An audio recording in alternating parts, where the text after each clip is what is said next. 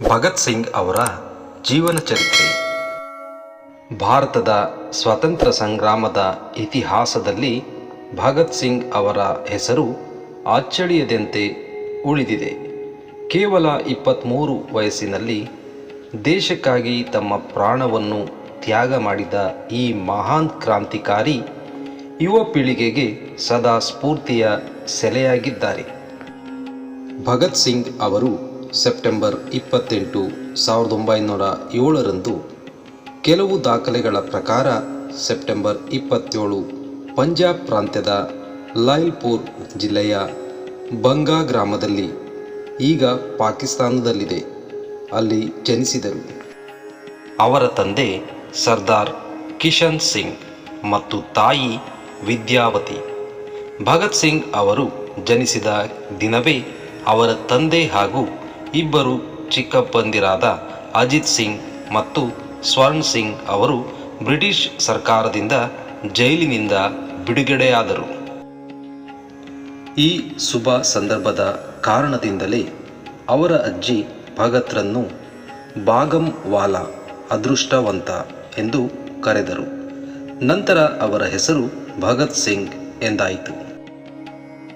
ಭಗತ್ ಸಿಂಗ್ ಅವರ ಕುಟುಂಬ ಸ್ವಾತಂತ್ರ್ಯ ಹೋರಾಟದ ಹಿನ್ನೆಲೆಯನ್ನು ಹೊಂದಿತ್ತು. ಅವರ ತಂದೆ ಮತ್ತು ಚಿಕ್ಕಪ್ಪಂದಿರು ಸಕ್ರಿಯ ಸ್ವಾತಂತ್ರ್ಯ ಹೋರಾಟಗಾರರಾಗಿದ್ದರು. ವಿಶೇಷವಾಗಿ ಅವರ ಚಿಕ್ಕಪ್ಪ ಅಜಿತ್ ಸಿಂಗ್ ಅವರು ಬ್ರಿಟಿಷರ ವಿರುದ್ಧದ ಚಳುವಳಿಗಳನ್ನು ಸಂಘಟಿಸುವಲ್ಲಿ ಪ್ರಮುಖ ಪಾತ್ರ ವಹಿಸಿದ್ದರು.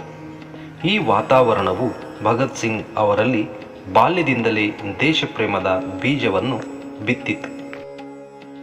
ಭಗತ್ ಸಿಂಗ್ ಅವರು ಉತ್ತಮ ವಿದ್ಯಾರ್ಥಿಯಾಗಿದ್ದರು. ಅವರು ಲಾಹೋರ್ನ ರಾಷ್ಟ್ರೀಯ ಕಾಲೇಜಿನಲ್ಲಿ ವಿದ್ಯಾಭ್ಯಾಸ ಮಾಡಿದರು. ಈ ಸಂದರ್ಭದಲ್ಲಿ ಅವರು ಅನೇಕ ನಾಟಕಗಳಲ್ಲಿ ಭಾಗವಹಿಸುತ್ತಿದ್ದರು ಮತ್ತು ರಾಷ್ಟ್ರೀಯ ಭಾವನೆಗಳನ್ನು ಪ್ರಚೋದಿಸುತ್ತಿದ್ದ ನಾಟಕಗಳಲ್ಲಿ ಸಕ್ರಿಯ ಪಾತ್ರ ವಹಿಸುತ್ತಿದ್ದರು. ಬಾಲ್ಯದಿಂದಲೇ ಅವರಲ್ಲಿ ರಾಷ್ಟ್ರಪ್ರೇಮ ಉಕ್ಕಿ ಹರಿಯುತ್ತಿತ್ತು. ಒಮ್ಮೆ ತಮ್ಮ ತಂದೆಯೊಂದಿಗೆ ಹೊಲಕ್ಕೆ ಹೋದಾಗ ಭೂಮಿಯಲ್ಲಿ ಬಂದೂಕುಗಳನ್ನು ಬೆಳೆಯುವುದಾಗಿ ಹೇಳಿ ತಮ್ಮ ಅಪ್ರತಿಮ ಧೈರ್ಯ ಮತ್ತು ದೇಶಪ್ರೇಮವನ್ನು ತೋರಿದ್ದರು. 1919 ನಡೆದ ಜಲಿಯನ್ ವಾಲಾಬಾಗ್ ಹತ್ಯಾಕಾಂಡವು ಭಗತ್ ಸಿಂಗ್ ಅವರ ಮನಸ್ಸಿನ ಮೇಲೆ ತೀವ್ರ ಪರಿಣಾಮ ಬೀರಿತು. ಈ ಘಟನೆಯು ಅವರಲ್ಲಿದ್ದ ಕ್ರಾಂತಿಕಾರಿ ಮನೋಭಾವವನ್ನು ಮತ್ತಷ್ಟು ತೀವ್ರಗೊಳಿಸಿತು. ಮಹಾತ್ಮ ಗಾಂಧೀಜಿಯವರ ಅಹಿಂಸಾ ಮಾರ್ಗದ ಬಗ್ಗೆ ಗೌರವವಿದ್ದರೂ ಭಗತ್ ಸಿಂಗ್ ಅವರು ಶಸ್ತ್ರಸಜ್ಜಿತ ಕ್ರಾಂತಿಯಿಂದಲೇ ಬ್ರಿಟಿಷರನ್ನು ಹೊರಹಾಕಲು ಸಾಧ್ಯ ಎಂಬ ನಂಬಿಕೆ ಹೊಂದಿದ್ದರು. ಮನೆಯಲ್ಲಿ ಮದುವೆಯ ಒತ್ತಡ ಹೆಚ್ಚಾದಾಗ ಅವರು ವಿದ್ಯಾಭ್ಯಾಸವನ್ನು ತೊರೆದು 1924 ಕಾನ್ಪುರಕ್ಕೆ ತೆರಳಿದರು. ಅಲ್ಲಿ ಅವರು ಚಂದ್ರಶೇಖರ್ ಆಜಾದ್, ಬಿ.ಕೆ. ದತ್, ಜೆ.ಸಿ. ಚಟರ್ಜಿ, ಬಿಜೋಯ್ ಕುಮಾರ್ ಸಿನ್ಹಾ ಮುಂತಾದ ಕ್ರಾಂತಿಕಾರಿಗಳ ಸಂಪರ್ಕಕ್ಕೆ ಬಂದರು. 1924 ಸಚೀಂದ್ರನಾಥ ಸನ್ಯಾಲ್, ಜೋಗೇಶ್ ಚಂದ್ರ ಚಟರ್ಜಿ ಮತ್ತು ರಾಮ್ ಪ್ರಸಾದ್ ಬಿಸ್ಮಿಲ್ ಅವರ ನೇತೃತ್ವದಲ್ಲಿ ಸ್ಥಾಪಿಸಲಾದ ಹಿಂದೂಸ್ತಾನ್ ಗಣತಂತ್ರ ಸಂಘಟನೆ, ಹಿಂದೂಸ್ತಾನ್ ರಿಪಬ್ಲಿಕನ್ ಅಸೋಸಿಯೇಷನ್ (HRA) ಯ ಚಟುವಟಿಕೆಗಳಲ್ಲಿ ಅವರು ಸಕ್ರಿಯವಾಗಿ ಪಾಲ್ಗೊಂಡರು. ನಂತರ ಇದರ ಹೆಸರನ್ನು Hindustan socialist Republican association (HSRA) ಎಂದು ಬದಲಾಯಿಸಲಾಯಿತು. 1928 ಸೈಮನ್ ಆಯೋಗದ ವಿರುದ್ಧ ನಡೆದ ಪ್ರತಿಭಟನೆಯಲ್ಲಿ ಲಾಠಿ ಏಟಿನಿಂದ ಲಾಲಾ ಲಜಪತ್ ರಾಯ್ ಅವರು ಮರಣ ಹೊಂದಿದರು. ಇದರ ಪ್ರತೀಕಾರವಾಗಿ ಭಗತ್ ಸಿಂಗ್, ಸುಖ್ದೇವ್ ಮತ್ತು ರಾಜಗುರು ಅವರು ಬ್ರಿಟಿಷ್ ಪೊಲೀಸ್ ಅಧಿಕಾರಿ ಜೆ.ಪಿ. ಸೌಂಡರ್ಸನ್ ಅನ್ನು ಹತ್ಯೆ ಮಾಡಿದರು. 1929 ಬ್ರಿಟಿಷರ ದಬ್ಬಾಳಿಕೆಯ ಕಾನೂನುಗಳ ವಿರುದ್ಧ ಜನರಲ್ಲಿ ಜಾಗೃತಿ ಮೂಡಿಸಲು ಭಗತ್ ಸಿಂಗ್ ಮತ್ತು ಬಟುಕೇಶ್ವರ ದತ್ ಅವರು ದೆಹಲಿಯ ಕೇಂದ್ರ ಅಸೆಂಬ್ಲಿ ಹಾಲ್ಗೆ ಬಾಂಬ್ ಎಸೆದರು.